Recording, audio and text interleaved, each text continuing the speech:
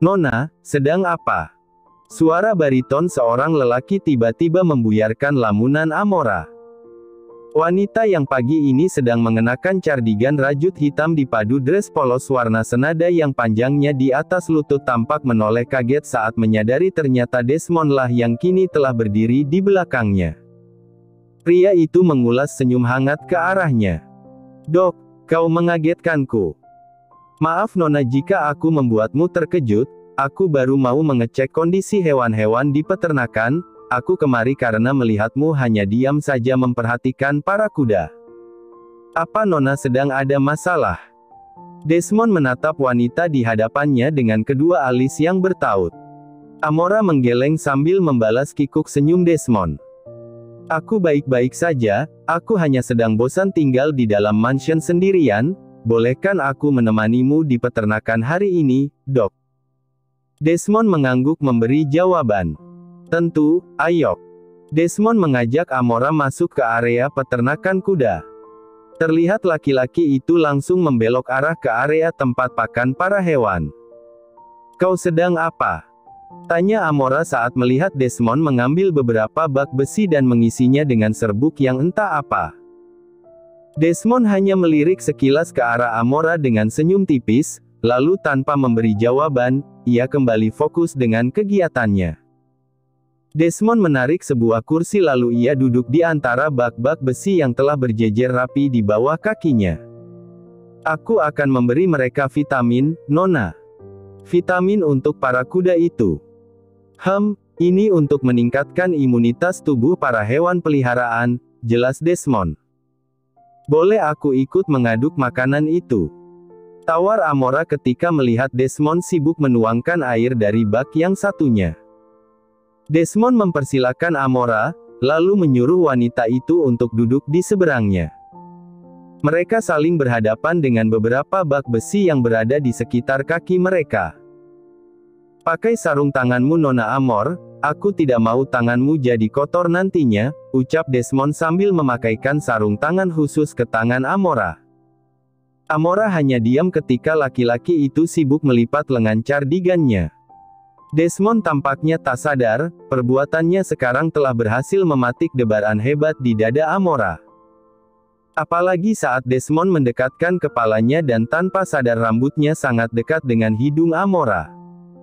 Wangi aroma sampo khas laki-laki itu seketika menguar menyentuh indera penciumannya.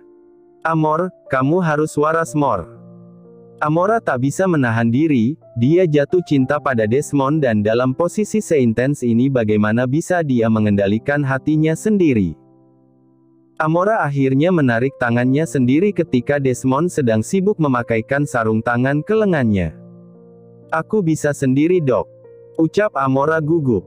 Desmond mengangkat wajah, dan bingung saat melihat Amora yang melarikan pandangan ke arah lain. Wanita itu jelas sedang menghindari tatapan mata dengan dirinya. Namun Desmond tak mau ambil pusing, toh dia sudah sering melihat tingkah aneh Amora selama ini, dan belakangan sikap Amora memang semakin sulit untuk ditebak. "Dok, kenapa?" Desmond dan Amora sudah kembali sibuk dengan kegiatannya meracik pakan untuk para kuda. Sejauh apa hubungan dokter dengan wanita bernama Hyeri? Amora janji akan mengutuk dirinya setelah ini, entah dari mana datangnya keberanian untuk bertanya masalah pribadi laki-laki di depannya. Namun Amora merasa hatinya perlu untuk mengetahui jawabannya. Tangan Desmond yang sejak tadi cekatan mengaduk pakan mendadak berhenti bergerak saat mendengar lontaran pertanyaan itu.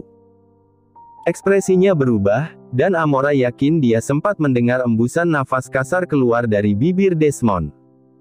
"Kenapa Nona tiba-tiba menanyakan soal Hyeri?" Ada lirikan tidak suka tertangkap dari Manik Abu di depannya. "Dok, sebelumnya bisakah dokter memanggilku dengan sebutan nama saja?" sela Amora.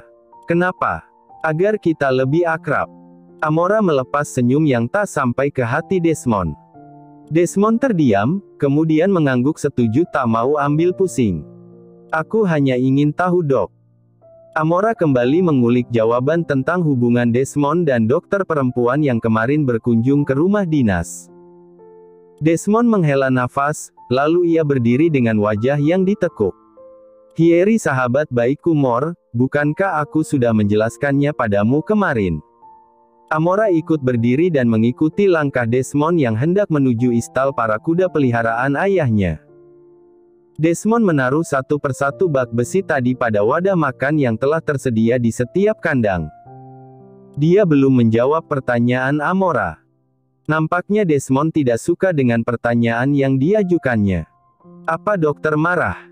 Aku hanya bertanya. Maaf jika. Desmond tiba di kandang terakhir. Kemudian ia memilih membereskan semua pekerjaannya sebelum akhirnya kembali fokus pada wanita yang terus membuntutinya sejak tadi. Aku tidak marah, hanya saja aku merasa aneh dengan pertanyaanmu. Sedekat apa? Sudah jelas kedekatan kami layaknya hubungan persahabatan pada umumnya. Desmond melepas sarung tangannya, lalu mencuci tangan di dalam toilet peternakan.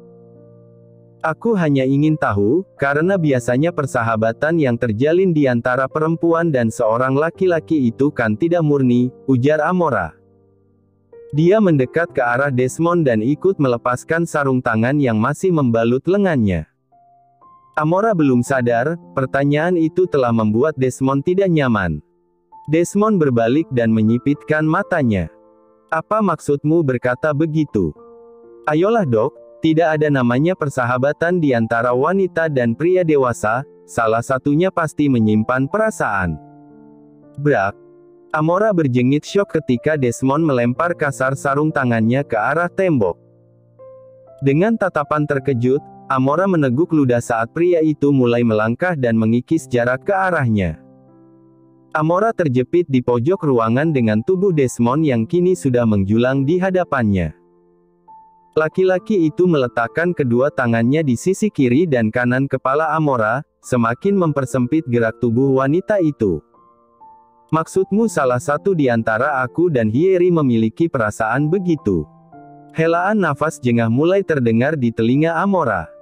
Rasanya Desmond sudah tidak bisa membiarkan Amora bertindak seenaknya lagi. Amora terlalu cerewet dan semakin berani berkomentar tentang ranah pribadinya. Amora hanya mengangguk sambil meremas kedua tangannya yang bertaut. Apa ada yang salah dengan pertanyaannya? Rasanya pertanyaannya masih terbilang wajar. Kau selalu sok tahu Nona, berhentilah untuk bersikap seperti itu. Jangan mencoba mengenalku lebih jauh. Telak Desmond. Laki-laki itu akhirnya menarik diri dan bergegas pergi setelah memperingatkan Amora. Amora malah berlari dan mengejarnya. Kenapa dok?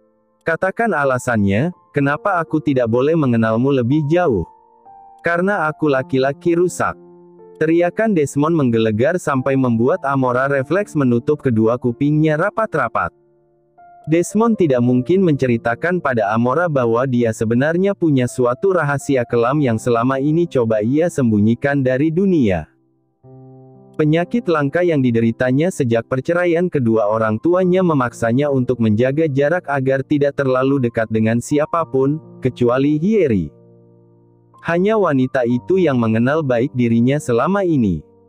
Desmond mengepalkan tangannya, rahangnya mengetat dan hembusan nafasnya terdengar begitu berat. Lah, kila-kiru.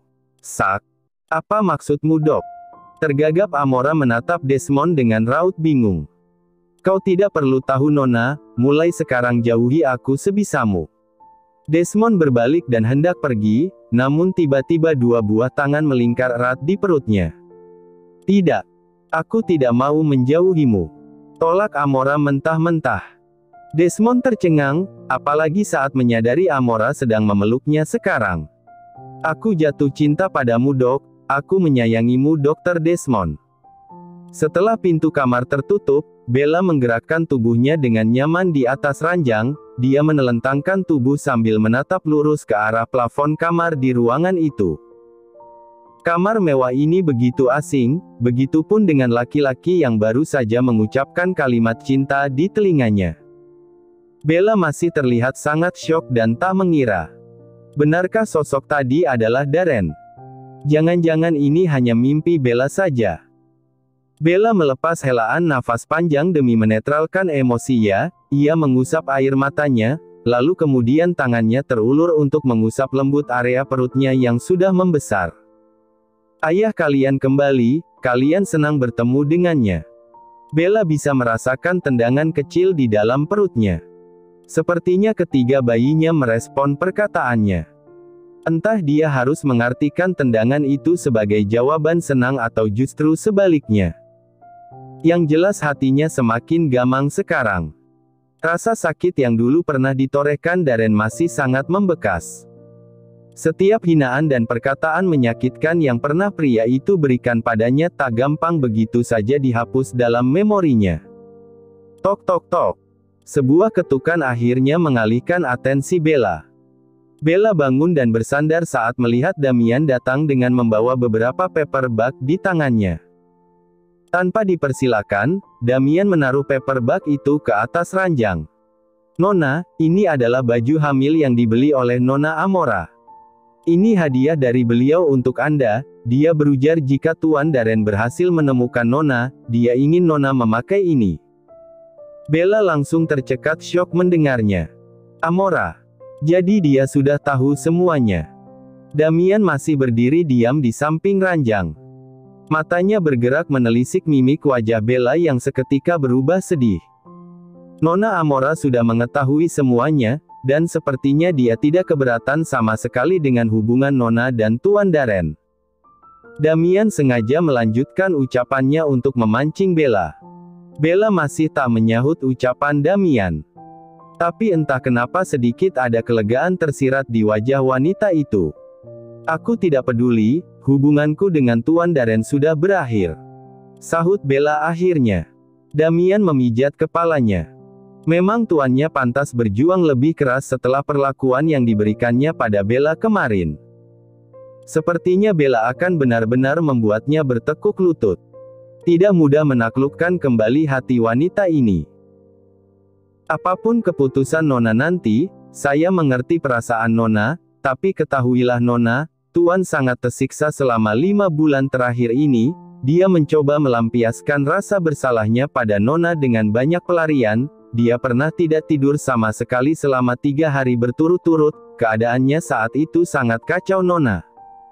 Damian menghela nafas sejenak sebelum melanjutkan kalimatnya. Bahkan dia juga pernah melakukan tanding tinju dengan lawan yang sama sekali tidak sepadan untuknya. Bisa Nona bayangkan, dia menantang beberapa pemain profesional untuk menyerangnya sekaligus. Damian masih menceritakan banyak kejadian yang ia lihat dengan mata kepalanya sendiri saat itu. Wanita yang ada di hadapannya hanya sanggup membisu dengan raut syok. Separah itukah efek kepergiannya kemarin? Kau bisa saja berbohong hanya untuk membuat tuanmu terlihat lebih baik. Damian menggeleng. Aku pantang untuk berbohong Nona. Apalagi yang menyangkut soal tuan muda. Bella memilih mengalihkan wajah ke arah jendela, dia tidak mau mendengar apapun lagi yang bisa mengusik perasaannya. Dia sudah berjanji akan menutup rapat pintu hatinya untuk Darren. Jika kau sudah selesai dengan urusanmu, pergi dari sini Damian, aku ingin sendiri. Damian tersenyum sebelum pergi dari ruangan itu, dia sempat berkata lirih pada Bella. Marah boleh, tapi sekali saja dengarkan kata hati terdalammu, Nona. Desmond masih mematung syok. Tak menyangka dia akan mendapatkan ungkapan cinta dari seorang wanita yang sama sekali tak pernah ada dalam pikiran maupun hatinya. Aku menyayangimu Dok, ucap Amora, kembali mengulangi kalimatnya tanpa ragu. Setelah berhasil menguasai perasaannya, Desmond akhirnya melepas ikatan tangan Amora yang membelit di perutnya, kemudian ia memutar tubuh dan menatap tajam wanita di depannya. Kau bilang kau menyayangiku. Desmond menelisik wajah Amora dengan kedua sudut bibir yang tertarik ke bawah. Tatapan Desmond seperti sedang meremehkan. Amora mengangguk. Aku lelaki keberapa yang sudah kau goda dengan ucapan manis seperti itu, Desmond mengangkat dagunya menunggu jawaban. Dia sangat tahu seperti apa kehidupan Amora selama ini. Apalagi saat menyusul Amora ke klub waktu itu. Dari cara bergaulnya saja, Amora benar-benar bukan wanita yang masuk dalam kriterianya. Amora tersentak, tidak menyangka dengan ucapan Desmond yang terkesan menyepelekan. "Maksudmu apa, Dok?" "Aku serius. Aku memang jatuh cinta padamu." Desmond tertawa sambil menggeleng-gelengkan kepalanya. "Aku tahu Amor, kehidupan apa yang selama ini kamu jalani, hidupmu sangat bebas, bahkan untuk ukuran seorang wanita, kamu terlalu berani untuk keluar tengah malam bersama seorang laki-laki. Aku yakin." Desmond mendekatkan wajahnya. "Bukan hanya aku kan satu-satunya laki-laki yang mendapat pernyataan cinta darimu." Amora mengepalkan tangannya saat melihat Desmond menertawakan pernyataan cintanya. Amora berusaha meredam kemarahan yang hendak menguap ke permukaan. Meski ia kesal dengan tudingan itu, tapi Amora masih berusaha mengendalikan diri. "Aku hanya mengatakannya ini padamu, Dok, aku serius dengan perasaanku. Tolong berikan aku kesempatan untuk membuktikannya." Wajah Desmond berubah kaku. Melihat keseriusan di wajah itu, dia sedikit gentar dengan dugaannya tadi. Amora maju dan meraih kedua tangan Desmond untuk digenggam. "Tolong berikan aku kesempatan untuk membuktikan perasaanku, Dok." Desmond menggeleng. "Kau gila, Amora." Desmond jelas tidak setuju. Tidak ada dalam benaknya untuk menjalin hubungan dengan wanita seperti Amora. Apalagi dia juga memang tidak pernah berniat untuk dekat dengan wanita manapun selain Hyeri sahabatnya. "Aku mohon, aku akan melakukan apapun, asal dokter mau memberiku kesempatan. Amora, hubungan itu bukan buat main-main, dan aku juga sudah memperingatkan padamu bahwa aku adalah laki-laki yang sudah rusak." Amora tetap bersikukuh. "Aku memang tidak sedang main-main dengan perasaanku. Aku tidak peduli serusak apapun, dokter, aku akan menerima semuanya." Desmond mengusap wajah sambil menggeleng heran dengan jawaban Amora. "Apa kamu sadar dengan yang kamu katakan?" "Ya, sekarang tolong tunjukkan padaku sisi rusak itu." Hingga dokter begitu pesimis membuka hati untuk wanita baru dalam hidup dokter. Dengan wajah yang menahan kesal, Desmond akhirnya menarik tangan Amora dan mengajak pergi menuju rumah dinasnya. Darren berdiri di depan kompor, terlihat sibuk memasak sesuatu dengan bahan-bahan seadanya. Di atas meja besar di dapur rumah yang disewanya itu, ponselnya ia biarkan menyala menampilkan tutorial memasak suatu menu yang mungkin bisa sedikit membantu kegiatannya. "Tuan, sedang apa?" Damian menghampiri Darren, wajah laki-laki itu terlihat sumringah meski keringat telah membanjiri seluruh bagian wajahnya. Untuk pertama kalinya dalam hidup, seorang Miguel Darren Alonso berada di depan kompor yang menyala. Damian akan mencatat ini sebagai sejarah. "Aku sedang memasak spaghetti salmon untuk Bella. Dia belum sarapan, Dam. Aku akan ke kamarnya dan menyuapinya." Damian hanya menghela nafas sambil mengangguk kecil. Dia cukup terharu dengan perjuangan Darren meluluhkan hati Bella. Setelah dirasa matang, Darren menyajikan masakannya ke atas piring kosong di atas meja. Dia menata potongan salmon panggang sebagai topping di atas mie yang baru saja dimasaknya. Berharap dengan tampilan cantik makanannya ini akan menggugah selera makan wanita itu. "Bagaimana menurutmu? Ini kelihatan enak, bukan? Bella pasti menyukainya, kan?" Dengan bangga Darren menunjukkan hasil karya tangannya pada Damian, ternyata tidak sulit menaklukkan panci dan spatula di dapur. Kelihayannya dalam segala bidang memang tidak perlu diragukan. Damian hanya mengacungkan jempolnya. "Aku akan mandi dulu, setelah itu aku akan menemui Bellaku di kamar." Darren bersenandung bahagia sambil menekan pundak Damian untuk duduk dan mengawasi piring spagetinya di atas meja. "Jangan biarkan ada hewan apapun yang menyentuhnya." Darren menunjuk spagetinya, menegaskan pada Damian bahwa benda itu tak boleh tercemar oleh apapun. Damian hanya bisa menghela nafas panjang. Sudah ia bilang, sebelum Bella memaafkan tuan mudanya, setiap hari dia pasti akan melakukan hal konyol untuk tuan mudanya. Setelah mandi dan mengganti bajunya, Darren akhirnya pergi membawa masakannya ke dalam kamar tempat Bella berada. Ketika Darren membuka pintu, dia menemukan Bella sedang bersandar di sandaran kursi sambil meringis mengusap area perutnya. "Bella!" Darren langsung menutup pintu, dan dengan wajah panik dia pun ikut duduk di sebelah wanita itu. "Kram lagi?" tanyanya panik. Bella mengangguk. Darren meletakkan piring ke atas nakas. Kemudian tangannya mengambil alih tugas tangan Bella. Ia mengusap lembut perut wanita itu dengan tatapan yang tak teralih sedikit pun dari wajah cantik di depannya. Bella hanya sanggup memejamkan mata sambil mengatur pernafasannya untuk meredam rasa tak nyaman di dalam perutnya. "Masih sakit?" Darren terus memberi usapan lembut yang ternyata berhasil menghentikan rasa kram di perutnya. Bella sendiri bingung kenapa bisa sentuhan Darren selalu berhasil membuatnya lebih baik. Melihat Bella sudah tenang, Darren kembali ke niat awalnya datang ke kamar ini. "Makan dulu ya. Kamu belum sarapan."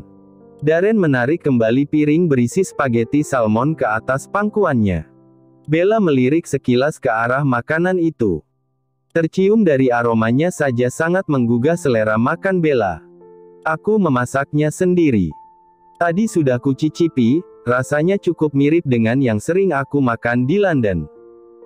Darren terus nyerocos sambil melilit mie ke dalam garpu yang dipegangnya. "Aku bisa makan sendiri," tolak Bella serta-merta ketika Darren sudah mendekatkan garpunya ke arah mulut Bella. Darren menghela nafas berat. "Tolong, aku hanya ingin menyuapimu, kamu boleh marah padaku, tapi jangan halangi aku untuk memanjakan bayi-bayiku, mereka pasti suka masakan buatan ayahnya kan?" Bella menggeleng tak percaya, sepertinya Darren lupa dengan kata-kata kejamnya dulu. "Mereka bayiku," tungkas Bella. Darren meletakkan kembali garpunya, dia menarik tengkuk Bella, satu pagutan mendarat di bibir Bella. Tekanan itu begitu kuat namun terasa lembut di saat bersamaan. Bella hanya bisa membelalak ketika mendapat serangan tiba-tiba. "Jangan mengatakan hal bodoh Bella, kamu tidak akan bisa membuat mereka sendirian. Kita bekerja sama menghasilkan mereka. Oleh karena itu, mereka juga milikku." Wajah Bella memerah mendengar kalimat seperti itu. "Sekarang makan dan habiskan sarapanmu, atau kau lebih suka aku menyuapimu dengan mulut?" Laki-laki itu sengaja menunjukkan kembali sikap dominannya di depan wanitanya.